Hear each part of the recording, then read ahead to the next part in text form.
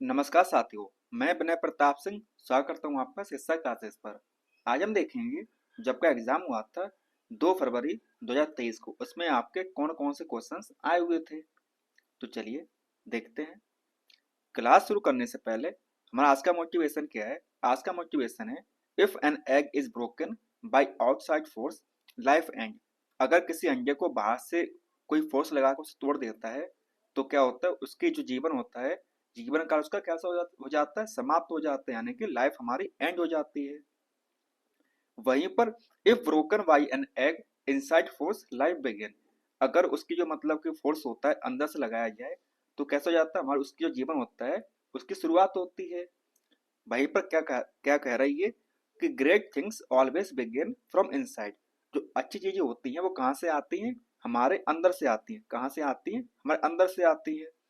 तो इसलिए कहते हैं कि आप इनर मोटिवेशन को ज्यादा फॉलो कीजिए, ना कि आउटर मोटिवेशन को। ठीक है ना। चलिए शुरू करते हैं हम अपनी पहली क्लास को, अपनी पहले क्वेश्चंस को। तो ये रहा हमारा पहला क्वेश्चन। क्या है कि आइडेंटिफाई द स्टेटमेंट डेट और फॉल्स। निम्नलिखित में से कौन सा हमारा कथन सही नहीं है, ये हमको बताना है। तुम्हारे पास में जो स्टेटमेंट पहला वाला है वो क्या बोल रहा है कि वो बोल रहा है charges become used up as it flow through a circuit.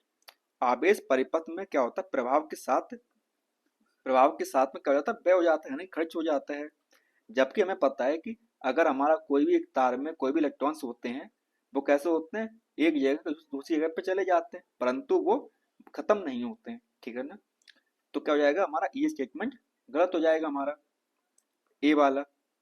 Statement B क्या हमारा है, बी बोल रहा है कि charges flow through circuit at very high speed. आवेश अत्यधिक गति के साथ में परिपथ में क्या होती है, प्रवाहित होते हैं। तो जो कि हमें पता है कि वो कैसे होते हैं, हाई जगह पे क्या होता है, लो होती है। जो स्पीड होती है उनकी कैसी होती है, वो लो होती है। तो ये भी क्या होगा, ये हमारा गलत स्टेटमेंट स्टेटमेंट हो जाएगा हमारा।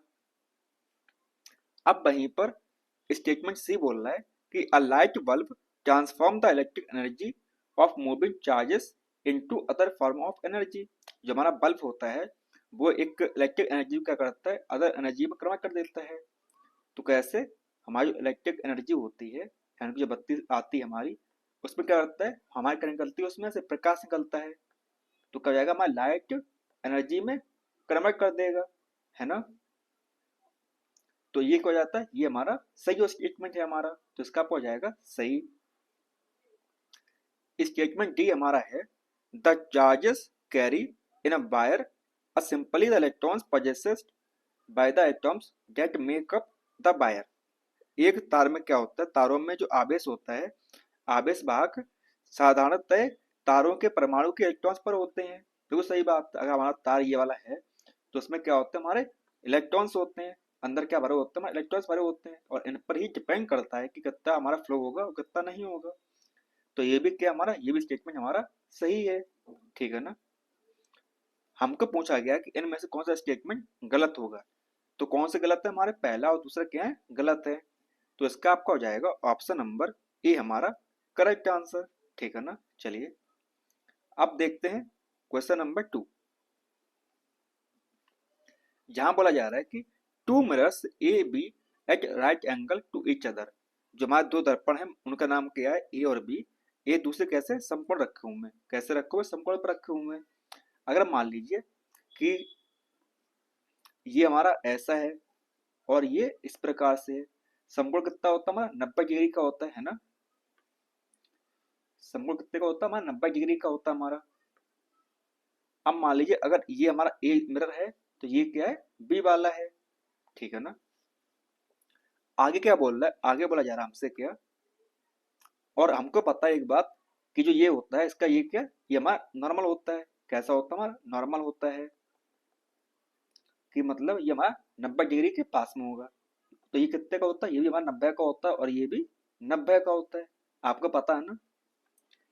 इसको हम क्या करते हैं, मिटाल देते हैं। ठीक है ना, क्योंकि हमें आगे समझना है इसको अच्छे से। आगे बोला जा रहा है हमसे क्या कि इफ अ रे लाइट स्ट्राइक मिरर ए। एक लाइट की रे है, वो क्या कर रही है, मिरर पर स्ट्राइक कर रही है, कितने पर, 30 डिग्री पर। तो चलिए देखते हैं ये कर रही है 30 डिग्री पर, ऐसा यहाँ पे उसने एंगल बनाया। ये कितने का हो गया, ये हमारा है 30 डिग्री का। ओके। और जब ये रिफ्लेक्ट होगी तो कितने पर होगी, ये भी हमारा कितने हो जाएगी, 30 पर होगी। आपको पता जो नियम होता है, पहला नियम वो ये कहता है ना, जिस एंगल पे आएगी उसी एंगल पे वापस चली जाएगी हमारी जो लाइट की रे होगी, ठीक है ना। और जो बच्चा होगा कितने का होगा, वो जाएगा हमारा कितने का, 60 का हो जाएगा। क्योंकि हमें पता टोटल कितने का होता है, टोटल होता है हमारा कितने का, 90 का होता है। तो जब उसके बाद आगे बोला जा रहा है कि स्ट्राइक मिरर बी, उसके बाद में क्या हुआ, वो जो आपकी रे थी कहाँ पे मुड़ी, आपकी बी पर पहुंच गई। तो देखिए जब वो यहाँ पर 30 पर घूमी जाके तो कितने हो जाएगा, ये हमारा हो जाएगा 30 का, और ये हो जाएगा कितने का, 60 का, ठीक है ना। और वहीं पर जब ये रिफ्लेक्ट होकर जाएगी यहाँ से यहाँ पर, तो कितने का हो जाएगा, ये देखिए ये हो जाएगा हमारा कितने का, 60 का, ये रहा हमारा। और ये हो जाएगा कितने का, 30 का, 30 का। सवाल ये पूछा गया हमसे, क्या पूछा गया कि reflection from both mirror A and B, A और बी परावर्तित किरण के परावर्तन के कोण को पता कीजिए, कि मतलब किस एंगल पर कौन सी किरण जाएगी। तो देखिए जो हमारा ए वाला तो कितने पे जा रहा है, वो जा रहा है 30 डिग्री पे जा रहा है, और बी वाला किससे जा रहा है, वो जा रहा है 60 पे जा रहा है, ठीक है ना। तो इसका आपका हो जाएगा ऑप्शन नंबर ए हमारा करेक्ट आंसर, ठीक है ना। चलिए अब देखते हैं क्वेश्चन नंबर क्या है, 3। Which material would you choose to wrap a box of ice cream, मतलब आइसक्रीम का बॉक्स है, उसको किस, उसको मतलब किससे आप रैप करेंगे, उससे मतलब ढकेंगे, to prevent if from melting in summer at 30 degree Celsius, कि वो मतलब गर्मियों में 30 डिग्री सेल्सियस पर पिघल ना जाए। आगे बोल रहा है and in winter 3 degree Celsius पर, और कहीं वो जम ना जाए 30 डिग्री सेल्सियस पर। तो हमारे पास ऑप्शंस में क्या क्या है, तो हमको चूज करना है कि मतलब कौन सा मटेरियल है जो सर्दियों गर्मी में दोनों में बचाव कर पाए। तो वो कौन सा है, वो हमारा इकलौता कौन सा, blanket in both the cases, दोनों स्थितियों में क्या करें, कंबल को ढक दें, ठीक है ना। तो इसका हो जाएगा ऑप्शन नंबर बी हमारा करेक्ट आंसर। चलिए अब देखते हैं क्वेश्चन नंबर क्या हमारा 4 है। 4 बोल रहा है in a distance time graph motion of two cars A and B plotted in the form of straight line. यहाँ बोला जा रहा है कि एक दूरी समय आरेख है, दो कारों ए और बी की गति एक सीधी रेखा के रूप में आरेखित की गई है। अगर मान लीजिए ये एक प्रकार का होता है आरेख, अगर ये हमारा क्या है, डिस्टेंस है, तो क्या होगा, ये हमारा टाइम हो जाएगा, है ना। और हमको बताना कि कैसी है, स्ट्रेट लाइन है, कि मतलब सीधी रेखा है हमारी। आगे बोला गया है क्या, आगे बोला जाएगा हमसे कि if the line on the graph is steeper for A and compare to B, जो मतलब हमारी यदि आरेख पर बी की तुलना में जो ए की आरेख है कैसी अधिक ऊंची है, तो अगर मान लीजिए ये वाली हमारी ए हो गई तो ये कितनी हो जाएगी, ये हमारी बी हो जाएगी। अगर ये ए वाला है तो कितने हो जाएगी, ये हमारा बी का हो जाएगा। आगे है तब आप आरेख से क्या निष्कर्ष निकालेंगे, ये हम तो हमको बताना है। तो देखिए इसका क्या है, डिस्टेंस भी ज्यादा और स्पीड ज्यादा है इसकी, इसका मतलब डिस्टेंस भी ज्यादा और टाइम भी ज्यादा है, तो ये हो जाएगा हमारा क्या, इसकी स्पीड ज्यादा हो जाएगी, ए की स्पीड ज्यादा हो जाएगी किसके मुकाबले, बी के मुकाबले, ठीक है ना। तो इसका आपका हो जाएगा ए की गति कैसी ज्यादा है, बी की गति से अधिक, ठीक है ना। तो आपका ऑप्शन नंबर ए हमारा करेक्ट आंसर हो जाएगा। चलिए अब देखते हैं क्वेश्चन नंबर 5। देखिए इसको पढ़ लेते हैं हिंदी में या इंग्लिश में, जैसा आपको अच्छा लगे आप अपने हिसाब से पढ़ लीजिएगा यहाँ पे, ठीक है ना। देखिए सेम क्वेश्चन हमने कल भी करवाया था आपका क्लास में। जहां पर क्या है, ये बोला जा रहा है कि what would you happen if copper coin is dropped in glass field mercury and corn oil. हमारे पास में दो गिलास हैं, एक मान लीजिए ये गिलास है और दूसरा हमारा ये गिलास है, ठीक है ना। एक में क्या भरा हुआ है, एक में भरा हुआ हमारा क्या है, मरकरी भरा हुआ है, क्या भरा हुआ है यहाँ पे, मान लीजिए यहाँ पर क्या है, मरकरी है, ठीक है ना। और इसमें क्या है, इसमें हमारा क्या है, कॉर्न का ऑयल है, जो हमारा क्या होता है, कॉर्न का ऑयल होता है, वो भरा हुआ है इसमें, ठीक है। चलिए इस वाले में हमारा क्या है, मरकरी है, और इसमें हमारा कॉर्न का ऑयल है। आगे बोला कि हमसे क्या है कि हमने इसमें क्या डाला है, एक कॉपर का कॉइन डाला है। क्या डाला हमने, एक सिक्का डाला है इस प्रकार का, ठीक है ना। और वो किससे बना हुआ है, वो बना हुआ किससे, कॉपर का, ठीक है ना, कॉपर कॉइन है हमारा। आगे बोला गया है कि हमको बताना है कि अगर कॉपर कॉइन इसमें डालेंगे या इसमें डालेंगे, किसमें तैरेगा और किसमें नहीं तैरेगा। और इसके लिए जो हमारी डेंसिटी है दी गई है, मरकरी दी हुई है और कॉर्न की दी हुई है और कॉपर की दी हुई है। देखिए जो मरकरी कितनी हमारी, मरकरी की हमारी कितनी है, वो है 13,550, ठीक है ना। और वहीं पर कॉर्न ऑयल कितनी है, वो हमारी है 900, ठीक है ना। और कॉपर कितनी है, कॉपर की हमारी है 8965। चलिए देखिए, आपको समझाए थे ना हम, अगर ये जो लिक्विड है उसकी ज्यादा होगी तो जो हमारा क्या होगा, तैरेगा उस पर, और कम होगी तो उसमें डूब जाएगा। देखिए यहाँ पर क्या मरकरी है, क्या है, मरकरी हमारा है, और यहाँ पे कॉपर है। कॉपर कितनी है, कॉपर की हमारी है 896560, और मरकरी कितना हमारा, इतना है, ज्यादा है। तो जो हमारा जो क्या होता है, जो हमारा तरल है उसकी जो डेंसिटी वो कितनी ज्यादा है, किसके मुकाबले, कॉपर के मुकाबले। तो क्या होगा, हमारा उस पर तैर जाएगा, हमारा क्या होगा, तैर जाएगा, ठीक है ना। क्योंकि जो हमारा क्या था, मरकरी वाला हमारा ज्यादा है किसके मुकाबले, कॉपर के मुकाबले। तो मरकरी पर तैरेगा, क्या होगा, तैरना या फ्लोट करना, ठीक है ना। फ्लोट करेगा इसके ऊपर, किस पर, मरकरी पर, ठीक है ना।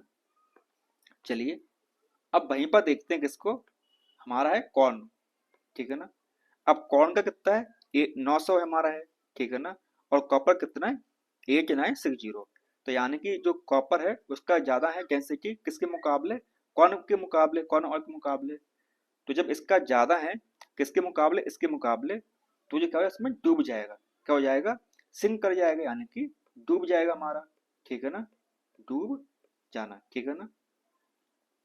तो इसका आपका हो जाएगा ऑप्शन नंबर सी हमारा correct answer, float over mercury and sink in corn oil. चलिए इसका हमारा कौन सा है, सी वाला, पारे पर तैरेगा परंतु मक्के के तेल में क्या होगा, डूब जाएगा। अब देखते हैं क्वेश्चन नंबर क्या हमारा 6 है। चलिए यहाँ पे लिखा हुआ है, larger the aptitude of vibrations louder in the sound. कंपन का जो आयाम होता है जितना अधिक होगा उतनी क्या होगी, उसकी तीव्र प्रबल होगी, ठीक है ना। तो ये क्या हमारा साफ साफ सही है, हमने समझाया था आपको लास्ट क्लास में। अब वहीं पर रीजन बोल रहा है कि higher the frequency of vibration and higher in the pitch. कंपन की आवृत्ति जितनी उच्च होगी तारब क्या होगा, उतना ही उच्च होगा। तो ये भी क्या सही है। देखिए दोनों सही तो है, परंतु ये जो आपस में जो रिलेशन है वो नहीं बता पा रहे हैं। तो इसका आपका हो जाएगा बी वाला, अभिकथन और कारण क्या दोनों सही है, परंतु जो कारण है अभिकथन की सही व्याख्या नहीं कर पा रहा है हमारा, ठीक है ना। चलिए अब देखते हैं हमारा क्वेश्चन नंबर क्या है 7।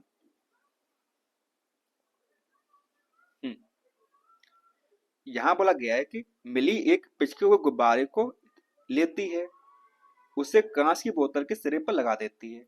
मिली एक लड़की है, उसने क्या किया, एक बोतल ली उसने, ठीक है ना। मान लीजिए उसने एक इस प्रकार की बोतल ले ली, काफी गंदी बोतल बनी हुई है, कोई बात नहीं, आप समझ लीजिएगा। इस प्रकार की बोतल हमारी, ठीक है ना। और उसने क्या किया, उसने उसको एक बैलून से उसके मुंह पे लगा दिया, बैलून को उसने, ठीक है ना। आगे बोला गया कि हमसे वह उस कांच की बोतल को खोलते या उबलते पानी में पात्र में रख देती है। अब उसने क्या किया, एक पात्र लिया, उसमें क्या भरा हुआ था, पानी भरा हुआ था। क्या भरा हुआ था, उसमें पानी भरा हुआ था, कैसा, खोलता हुआ, ठीक है ना। इस प्रकार से खोलता हुआ पानी में उसने उस बोतल को रख दिया, ठीक है ना।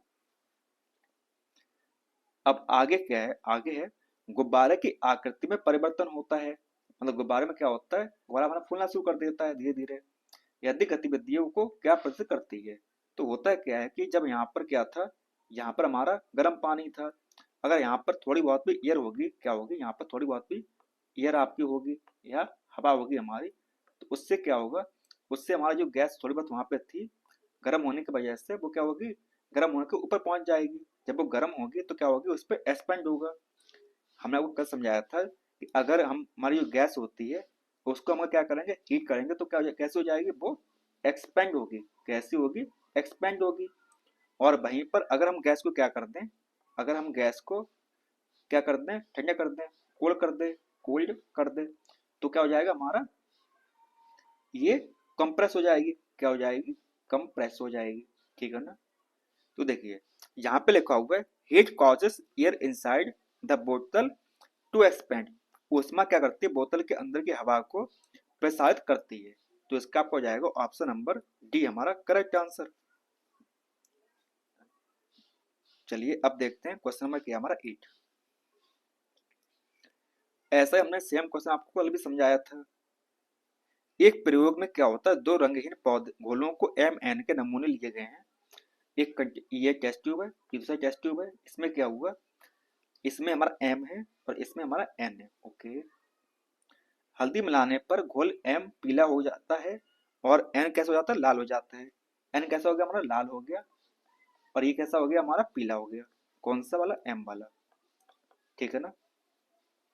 इसमें क्या मिला दिया हमने, इसमें मिला दिया हमने क्या, हल्दी मिला दी। क्या मिला दिया हमने, हल्दी मिला दी। ठीक है ना। तो ये हो गया हमारा पीला और ये कैसा हो गया, ये हमारा हो गया लाल। ठीक है ना। चलिए आगे बोला गया है, क्या बोला गया हमारा कि M को N में डालने पर जो लाल रंग है क्रमशः कैसा हो गया, धीरे धीरे क्षीण होता जा रहा है। हमने क्या कि इसको कहाँ मिला दिया, इसमें डाल दिया। तो क्या हुआ, धीरे धीरे जो रंग था लाल वाला वो हल्का पड़ने शुरू हो गया। हमको बताना है कि M N की प्रवृत्ति में क्या संबंध निकालते हैं। तो M और N हमारे क्या होंगे, ये हमको बताना है। ठीक है ना। तो देखिए अगर हल्दी को हम किस में डालते हैं, अमल में डालते हैं, इसमें डालते हैं, एसिड में डालेंगे तो कैसा हो जाएगा, वो लाल हो जाएगा। और वहीं पर अगर हम उसे किस में डालते हैं, बेस में, क्षार में डालेंगे तो कैसा हो जाएगा, वो सेम का सेम रह जाएगा। ठीक है ना।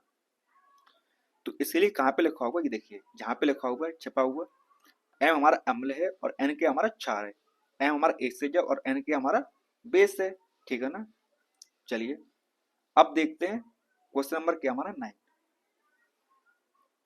Identify the set is not food preservative. इनमें से कौन सा समुच्चय की पहचान कीजिए कि एक खाद्य परीक्षक नहीं है, हमको ये बताना है। तो देखिए यहाँ पे लिखा हुआ है आयरन ऑक्साइड। जो आयरन ऑक्साइड क्या होता है, जो हमारी रस्ट होती है ना, क्या होती है, रस्ट। लोहे में जो जंग लग जाती है उसे क्या बोलते हैं, रस्ट बोलते हैं हमें। अब उसको तो हम इस्तेमाल करेंगे नहीं फूड प्रिजर्वेटिव में, तो ये तो हमारा नहीं होगा। आगे लिखा हुआ है पोटेशियम पर मैग्नेट, मतलब KMnO4। ये कैसा होता है, ये हमारा टॉक्सिक होता है। कैसा होता है, टॉक्सिक नेचर का, यानी जहरीला होता है। तो इसमें भी हम नहीं रखेंगे। तो इसका आपका और जो बाकी बच्चों के कौन से हैं, सोडियम बेंजोएट, सोडियम मेटाबाइसल्फाइड और sodium chloride, citric acid, sugar और विटामिन सी। इन सब में हम एज ए फूड प्रिजर्वेटिव इसको यूज कर सकते हैं। किसको, इन सबको एज ए फूड प्रिजर्वेटिव की तरह इसको इस्तेमाल कर सकते हैं। ठीक है ना। तो इसका आपका हो जाएगा ऑप्शन नंबर ए हमारा करेक्ट आंसर। चलिए अब देखते हैं क्वेश्चन नंबर क्या हमारा 10 है। Which of the following set compromise only chemical reaction. हमको बताना है कि इनमें से कौन सा समुच्चय केवल रासायनिक परिवर्तनों में से है। तो कौन सा है, ठीक है। इस प्रकार जो सवाल थे हमने आपको काफी करवाए होंगे, तो इसीलिए मन नहीं होता आपको बार बार करवाने का। तो इसलिए आपको डायरेक्ट आंसर बता देते हैं। इसका आपको जाएगा डी वाला, rusting of iron, burning of paper, cooking of food. लोहे में जंग लगना, कागज के जलना, भोजन का पकाना, ये सब क्या हमारे, ये सब है रासायनिक परिवर्तन है। ठीक है ना। तो इसका आपका क्या हो जाएगा, ऑप्शन नंबर डी हमारा करेक्ट आंसर हो जाएगा। चलिए अब देखते हैं क्वेश्चन नंबर क्या हमारा 11 है। यहाँ पे लिखा हुआ है कि if an iron blade put in a blue copper sulphate solution. एक सॉल्यूशन है हमारा, कैसा, नीला है। कैसा हमारा, blue copper sulphate. Copper sulphate का क्या हमारा सॉल्यूशन है, कैसा, वो नीला रंग का है। कैसा हमारा, ब्लू कलर का है। ठीक है ना। चलिए आगे बोला गया है copper will get deposit over the iron blade. अब आयरन का जो ब्लेड होता है, मान लीजिए ये क्या हमारा आयरन का एक ब्लेड है। उस पर क्या होगा, कॉपर जो होगी उस पर जम जाएगी, कॉपर क्या होगी, इस पर जम जाएगी। अब ऐसा क्यों होता है, ऐसा इसलिए होता है क्योंकि जो कॉपर होता है मोर रिएक्टिव होता है किसके मुकाबले, हमारा Fe के मुकाबले, आयरन के मुकाबले, ठीक है ना। तो ये क्या हमारा करेक्ट स्टेटमेंट है। रीजन दे रहा है क्या कि the reactivity of iron is greater than that of copper and hence copper is displaced from copper sulphate solution, ठीक है ना। तो ये भी क्या हमारा सही है। तो दोनों कैसे हमारा सही है, तो इसका आपका हो जाएगा ऑप्शन नंबर ए हमारा करेक्ट आंसर हो जाएगा, ठीक है ना। चलिए अब देखते हैं क्वेश्चन नंबर क्या है 12। यहाँ पे लिखा हुआ है zinc powder added to dilute hydrochloric acid in a test tube. हमने क्या किया, हमारे पास क्या था, जिंक पाउडर था, उसमें मिक्स किया किसके साथ में, एक्सएल के साथ में, हाइड्रोक्लोरिक अम्ल के साथ में, ठीक है ना। तो क्या बनेगा, क्या बनेगा, जिंक क्लोराइड, और क्या बन जाएगा, हाइड्रोजन गैस हमारी रिलीज हो जाएगी हवा में, ठीक है ना। तो चलिए देखते हैं क्या लिखा हुआ हमारा। सबसे पहले लिखा हुआ यहाँ पर ऑप्शन नंबर स्टेटमेंट ए में हाइड्रोजन गैस इज रिलीज्ड, दिख रहा है हमको क्या हो रहा है, हाइड्रोजन हमारी गैस उत्सर्जित हो रही है, तो ये तो हमारा करेक्ट स्टेटमेंट हो गया। बी बोल रहा है कि नो रिएक्शन टेक्स प्लेस, इनमें कोई अभिक्रिया नहीं होगी, अभिक्रिया तो हो रही है यहाँ पे, ऐसी बात तो कोई है ही नहीं, तो ये भी क्या हमारा गलत हो जाएगा। स्टेटमेंट सी हमारा है टेस्ट टू बिकम कोल्ड, जो पक मतलब वो कैसे होगी, ठंडी हो जाएगी, ऐसा तो नहीं होता है। कैसे हो जाएगी, ये होती है हमारी क्या, गर्म, कैसे हो जाती है हमारी, गर्म हो जाती है, तो ये भी हमारा नहीं होगा। उसके बाद में स्टेटमेंट डी हमारा है रैपिड रिएक्शन टेक्स प्लेस, तीव्र अभिक्रिया हुई, तो यहाँ पे कैसे होती, तीव्र होती है, कैसे होती, तीव्र होती है। तो हमारा जो ऑप्शन ए और डी है वो कैसे सही है, तो आपका हो जाएगा ऑप्शन नंबर डी हमारा करेक्ट आंसर। चलिए अब देखते हैं क्वेश्चन नंबर क्या हमारा 13। Identify the following contest of digestion, पाचन के संदर्भ में निम्नलिखित में से कौन सी पहचान कीजिए, ये हमको पहचान करनी है, इसमें क्या करनी है, हमको पहचान करनी है। चलिए करते हैं पहचान। इसमें सबसे पहले क्या लिखा हुआ है कि get broken into simple sugars, सरल शर्करा में क्या होते हैं, ब्रेक हो जाते हैं, कौन हो जाते हैं, हमारे जो कार्बोहाइड्रेट्स होते हैं, कि हमारे कार्बोहाइड्रेट्स जो होते हैं हमारे, वो सिंपल जो सुगर्स होते हैं उसमें ब्रेक हो जाते हैं। आगे बोलना है बी में गेट ब्रोकन इनटू ग्लिसरॉल, किसमें जाते हैं, ग्लिसरॉल में, ग्लिसरॉल में बेसिस हो जाते हैं, कौन होते हैं, वो हमारे होते हैं कौन से, फैट, जो हमारे बसा होता है, क्या बसा हमारा, वो किसमें ब्रेक होता है, वो होता है ग्लिसरॉल में, ठीक है ना। और सी वाले में बोल रहा है कि breaks into simple amino acids, जो प्रोटीन होती है हमारी, क्या प्रोटीन हमारा, वो किसमें ब्रेक होता है, वो होता है हमारा किसमें, अमाइनो एसिड्स में, क्योंकि आपको पता है जो प्रोटीन कैसे बनता है, वो बनता है अमाइनो एसिड के मिलने से बनता है, ठीक है ना। तो इसका आपका हो जाएगा ऑप्शन नंबर सी हमारा करेक्ट आंसर। चलिए अब देखते हैं क्वेश्चन नंबर क्या हमारा 14, सिंपल क्वेश्चन है, देखिए following are some of the suggestions to save petrol diesel, identify the incorrect one. हमको क्या करना है कि इनमें से पहचान करनी है कि कौन सा नहीं होगा, किसके लिए, पेट्रोल या डीजल की बचत के लिए निम्नलिखित में से सुझाव नहीं होंगे। तो चलिए देखते हैं।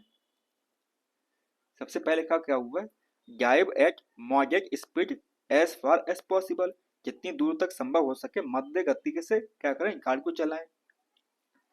ऑप्शन बी है ensure that the tyre pressure is moderately low, यह सुनिश्चित करें कि जो पहिए का जो दाब है वो कैसा, मध्य से कम हो, यानी नॉर्मल से क्या हो, कम हो।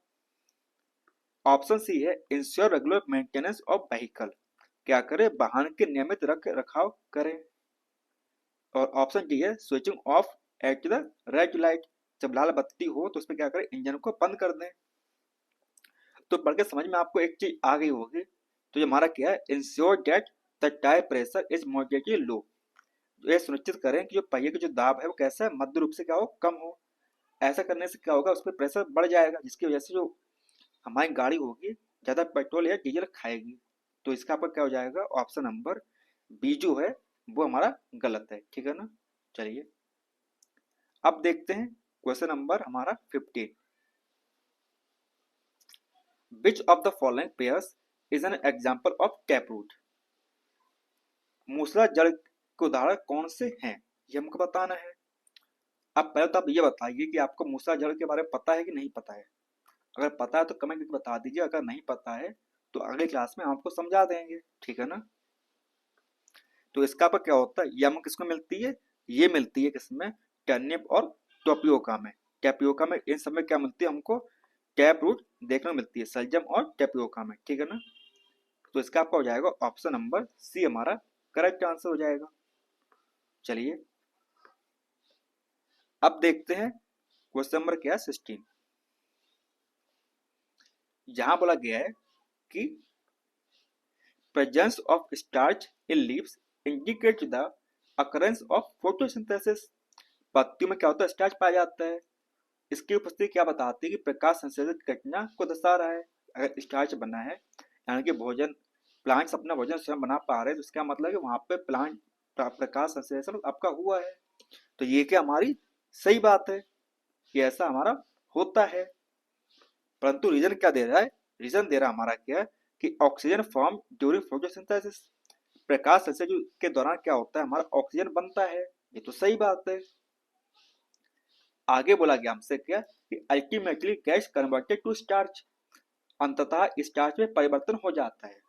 तो ऐसा नहीं होता है, क्योंकि जो हमारी ऑक्सीजन बनती है वो क्या होती है, हवा में निकल जाती है वायुमंडल में, और वही ऑक्सीजन को जीव जो जंतु होते हैं उनको वो लेते हैं। तो ये क्या हमारा आधा सही और आधा गलत है, तो इसीलिए ये पूरा गलत हो जाएगा। तो इसका आपका होगा ए सही है और आर क्या हमारा गलत, ऑप्शन नंबर सी हमारा करेक्ट आंसर हो जाएगा। चलिए अब देखते हैं क्वेश्चन नंबर क्या 17। अब देखते हैं क्वेश्चन नंबर क्या 17। यहाँ बोला गया है कि विच of the statements is true. निम्नलिखित में से कौन सा कथन हमारा सत्य होगा, ये हमको बताना है। चलिए बताते हैं। सबसे पहले लिखा क्या हुआ है, mustard, rose, petunia have a unisexual flower. सरसों, गुलाब और पेटूनिया जो हैं पुष्प कैसे होते हैं, एक लिंगी होते हैं।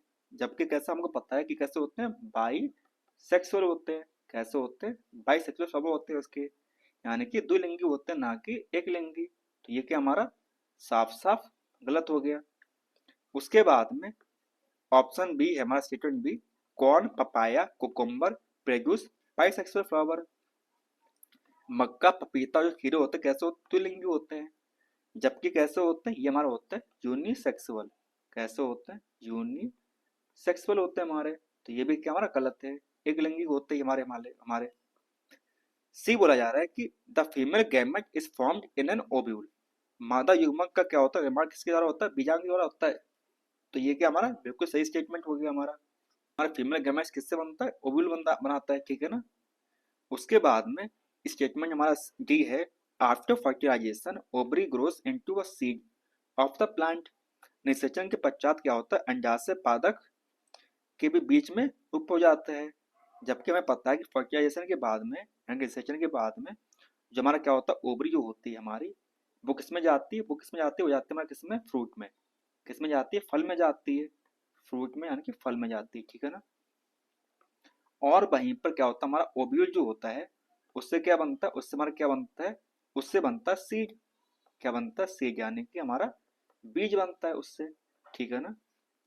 तो क्या हो जाएगा, ये हमारा गलत हो जाएगा। हमारे पास में केवल सी वाला जो है वो करेक्ट है। तो चलिए इसका आपका हो जाएगा ऑप्शन नंबर डी, हमारा सी हमारा करेक्ट आंसर हो जाएगा। अब देखते हैं क्वेश्चन नंबर हमारा 18। 18 हमारी मैचिंग है। ये हमने आपको पहले बहुत बार करवा चुके हैं और इस बार भी आपको फिर से करवा रहे हैं, ठीक है ना। सबसे पहले आता है किसके ऊपर, पोलियो के ऊपर। पोलियो के हमारे किसके द्वारा होता है, वायरस के द्वारा होता है। ये रहा वायरस। तो बी का फर्स्ट कहाँ पे, जहाँ पे लिखा हुआ सिर्फ एक में, क्या हो जाएगा, इसका आपको हो जाएगा ऑप्शन नंबर ए हमारा करेक्ट आंसर।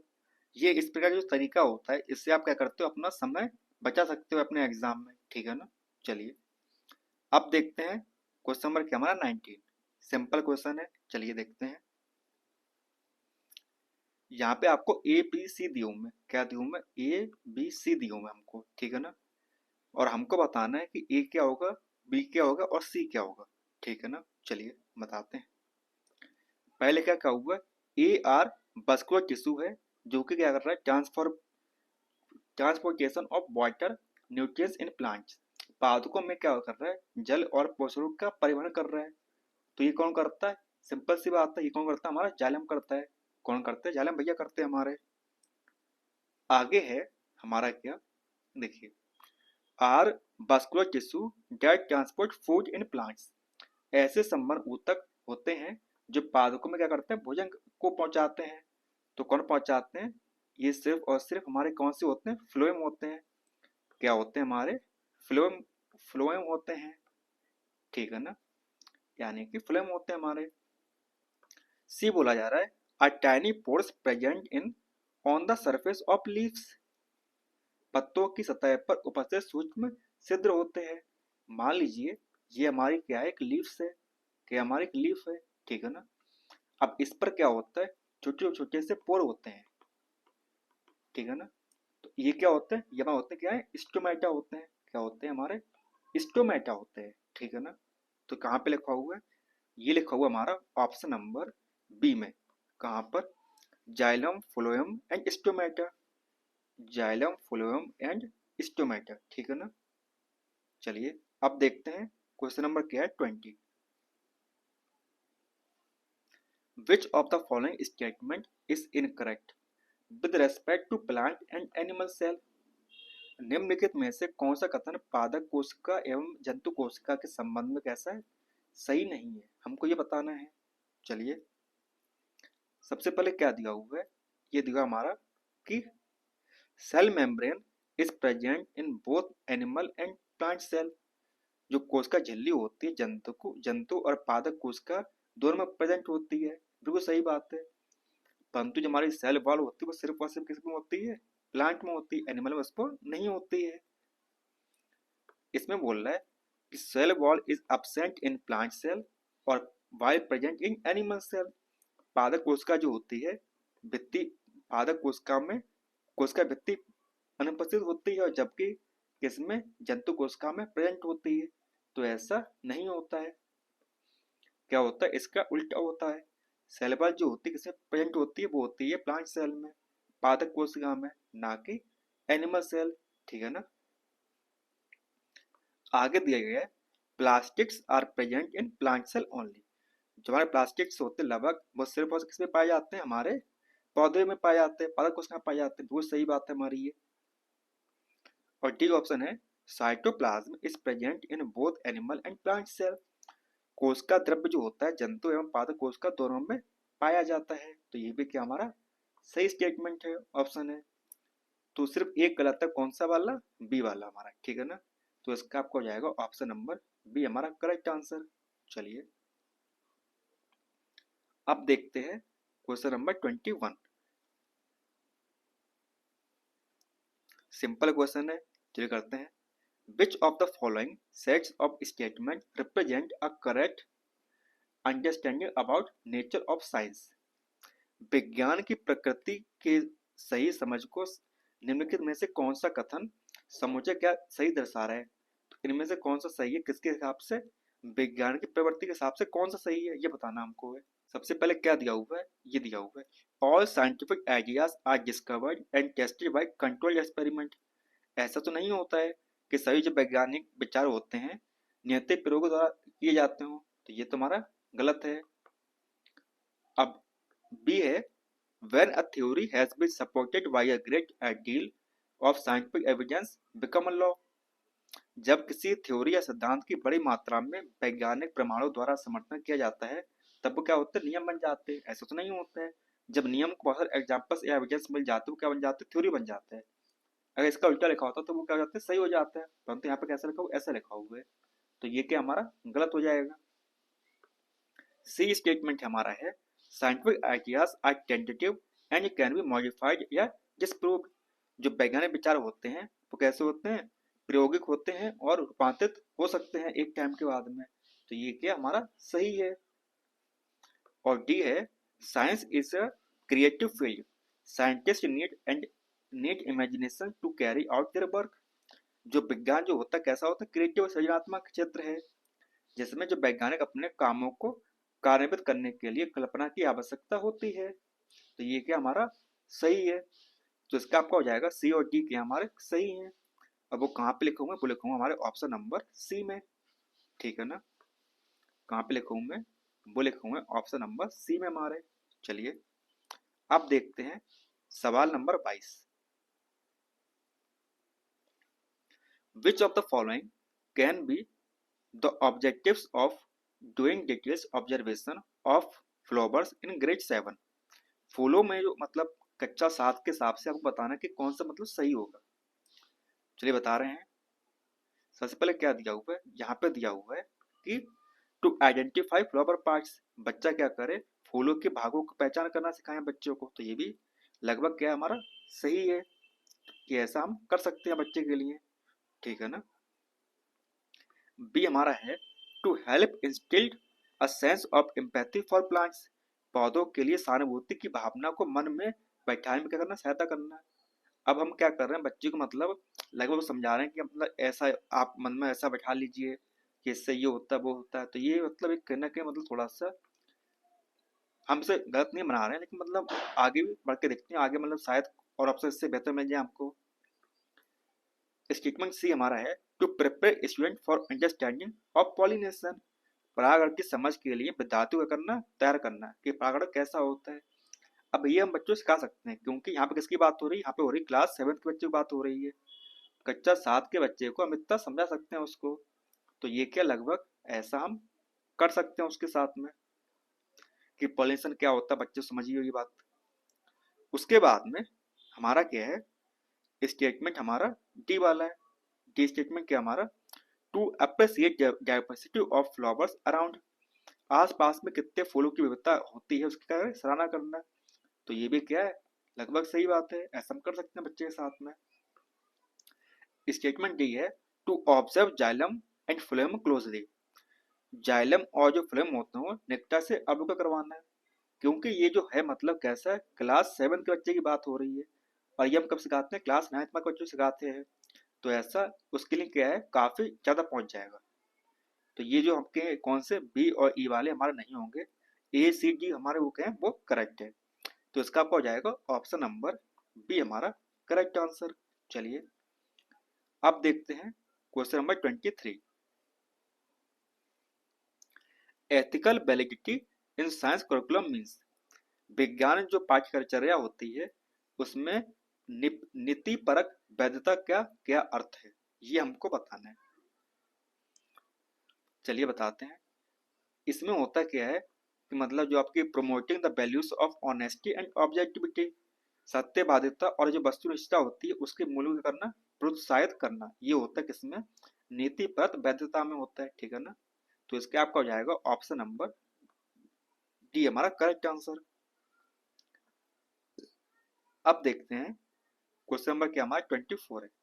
यहाँ पे बोला गया क्या है कि रौनक को एक कार्य दिया गया है कि वह 15 दिन तक अपनी छत पर से चांद को उगते हुए देखे। किसको, चांद को। रौनक द्वारा बनाए गए सही निष्कर्षों में से मतलब इंटरफेरेंस में से कौन से उसके अवलोकनों के आधार पर सही है। यहाँ पर सिर्फ उस किसकी बात हो रही है, 15 दिन की बात हो रही है, किसकी हो रही है, 15 दिन की, ठीक है ना। चलिए तो सबसे पहले क्या दिया हुआ है, सबसे पहले दिया हुआ है हमको स्टेटमेंट ए वाले में, सूर्यास्त के पश्चात चांद हमेशा पूर्ण, क्या दिया हुआ है, ये दिया हुआ है सूर्यास्त के पश्चात चांद हमेशा पूर्व से निकलता है। तो ये क्या हमारा सबको पता है, जो चांद होता है क्या वो कहाँ से निकलता है, पूर्व, कहाँ से निकलता है, पूर्व दिशा से निकलता है। तो ये क्या हमारा सही है। Moon rises from the east always after sunset.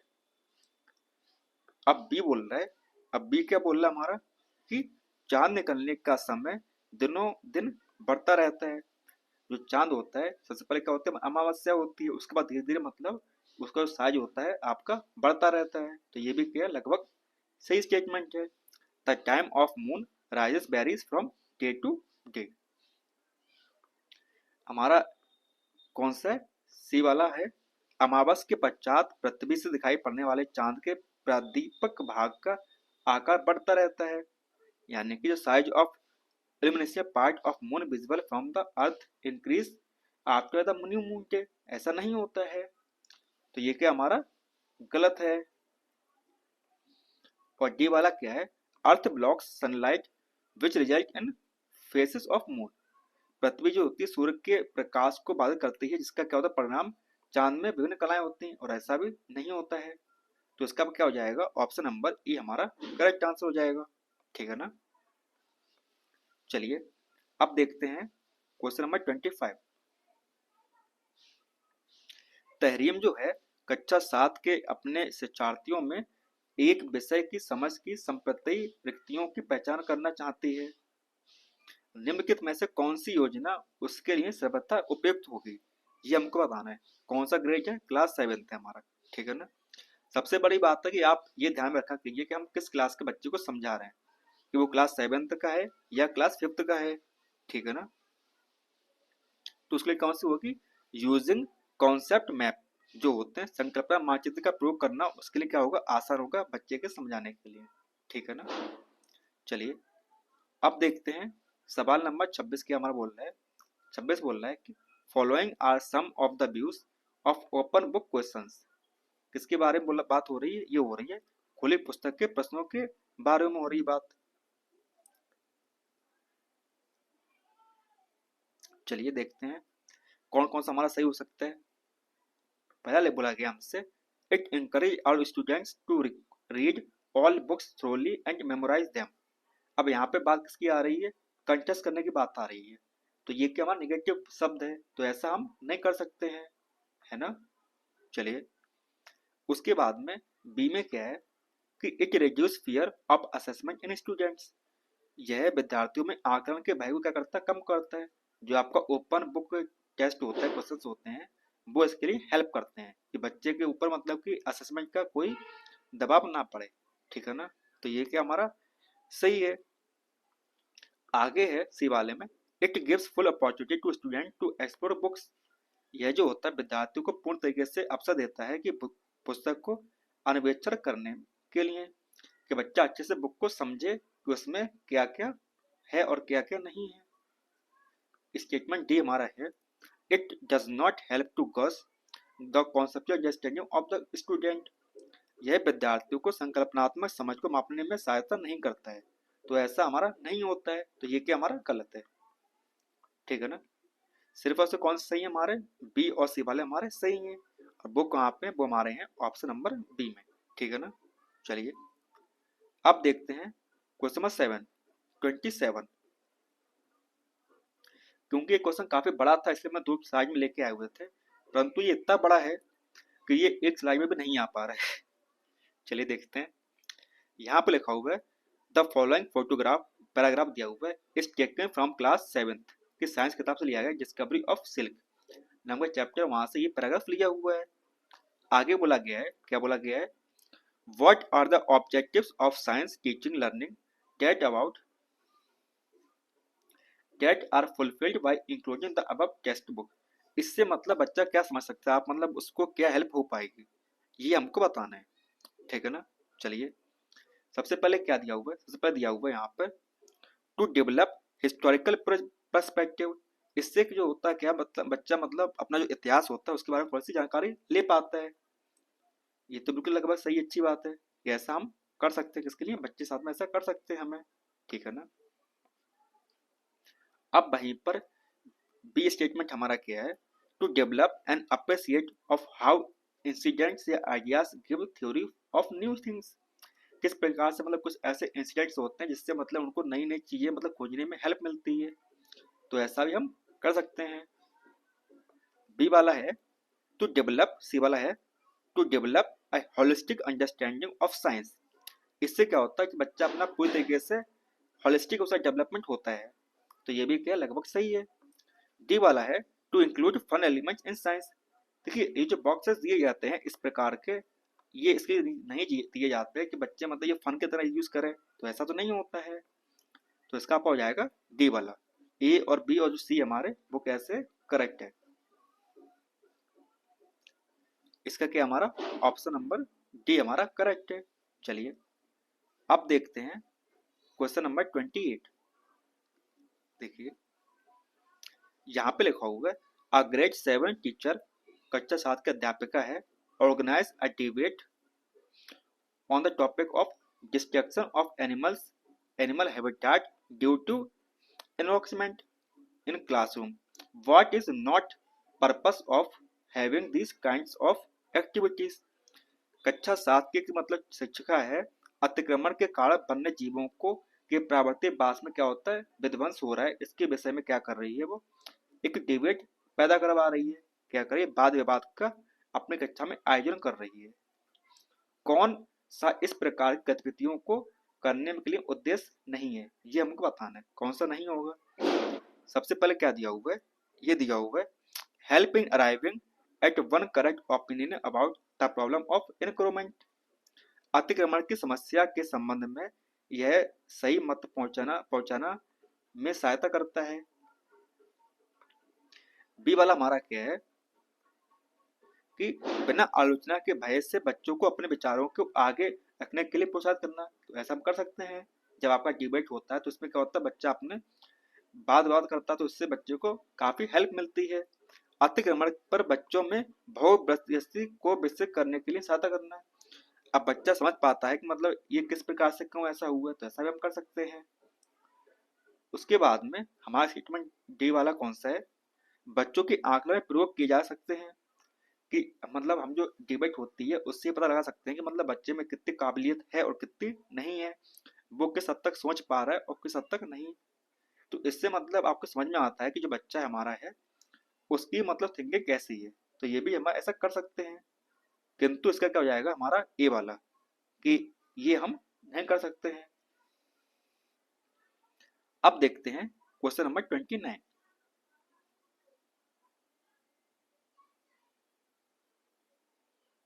ये रहा हमारा क्वेश्चन नंबर क्या है 29, ठीक है ना। चलिए यहाँ पे लिखा हुआ है which of the following are recommendations according to NCF 2005। निम्नलिखित में से कौन सा राष्ट्रीय रूपरेखा 2005 के अनुसार उच्च प्राथमिक स्तर के विज्ञान के लिए क्या है, पाठ्यक्रम की प्रस्तावनाएं हैं, ये हमको बताना है। चलिए कि अपर प्राइमरी लेवल स्टेज पर कौन सा हमारा हो सकता है। देखिए पहला क्या दिया हुआ है, relating science concept in real life situations, वास्तविक जीवन की परिस्थितियों के साथ विज्ञान के संकल्पनाओं को सम्मत बनाना। तो ऐसा हम कर सकते हैं कि रियल लाइफ से बच्चे को जोड़ना। तो चलिए ये तो हमारा लगभग सही है।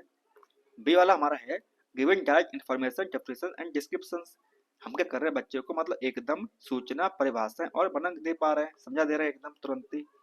तो इससे क्या होगा, बच्चा एकदम समझ नहीं पाएगा और ऐसा एनसीएफ करने को हमसे रोकता है कि आप ऐसा ना करें। सी वाला हमारा है क्या है, सी वाला हमारा कि creative situation for students to conceptual their own knowledge, विद्यार्थियों के लिए ऐसी परिस्थिति का सृजन करना जिससे वे अपना ज्ञान स्वयं बनाएं। तो ऐसा हम कर सकते हैं सिचुएशन, इसकी परमिशन हमारा एनसीएफ 2005 देता हमको। ऑप्शन डी हमारा है doing only extended learning and avoiding text book as much as possible, केवल विषय अधिगम करना और जितना संभव हो सके पाठ्य पुस्तकों से बचना। तो ऐसा हमें नहीं करना है। तो इसका आपका हो जाएगा ए और बी के हमारे करेक्ट हैं। तो ये कहाँ पे है हमारे, ये दिए हुए हमारे बी वाले में, ठीक है ना। बी ऑप्शन क्या हमारा करेक्ट हो जाएगा। अब ये रहा हमारा आज का आखिरी सवाल है, ठीक है ना। चलिए ये रहा हमारा आज का आखिरी सवाल क्या है, देखते हैं। Equality Equity is a science education means that all students, regardless of cultural background, ethnicity, gender, special need, have equal opportunities to learn quality science. विज्ञान शिक्षा में जो समता का जो अर्थ है उसका क्या मतलब है, सभी विद्यार्थियों के पास उनकी संस्कृति के क्या होना चाहिए, न्याय लिंग विशेष आवश्यकताओं को ध्यान रख के बिना उत्कृष्ट विज्ञान सीखने का अवसर होता है। तो ये क्या हमारा बिल्कुल सही बात है, ऐसा हम कर सकते हैं। और ऐसा हमारा इसीलिए होता है क्योंकि the objectives of science education is to prepare all students for a modern equitable society. विज्ञान शिक्षा का उद्देश्य है सभी विद्यार्थियों को आधुनिक साम्यपूर्वक समाज के लिए तैयार करना। तो ऐसा तो है, परंतु ये मतलब इसकी डिफाइन नहीं कर पा रहा है इसको। तो इसका आपका हो जाएगा ऑप्शन नंबर बी हमारा करेक्ट आंसर। ठीक है ना। चलिए अब मिलते हैं आपसे अगली क्लास में, तब तक के लिए धन्यवाद।